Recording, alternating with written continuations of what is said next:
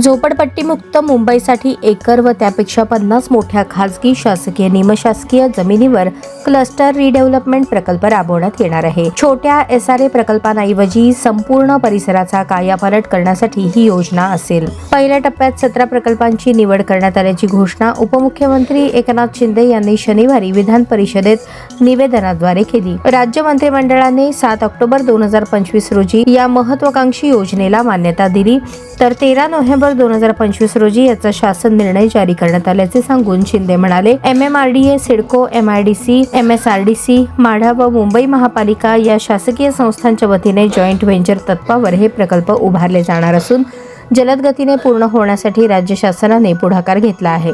दुसऱ्या टप्प्यात आणखी काही प्रकल्प हाती घेणार असून यामुळे मुंबईचा चेहरा मोहरा बदलून सुनियोजित शहर बनण्यास मदत होईल. अनेक झोपडी धारकांनी झोपड्यांची खरेदी विक्री किंवा हस्तांतरण केले, मात्र नियमानुसार नवीन झोपडी धारकांचे नाव पात्र झोपडी धारकांच्या यादीत समाविष्ट करण्याची तरतूद नसल्याचे हजारो गरीब कुटुंबे हक्काच्या घरापासून वंचित राहण्याची भीती निर्माण झाली होती. त्यामुळे 3 ऑक्टोबर 2024 रोजी सुरू झालेल्या अभय योजनेची मुदत डिसेंबर 2026 पर्यंत वाढवण्यात आली आहे, अशी घोषणा शिंदे यांनी केली.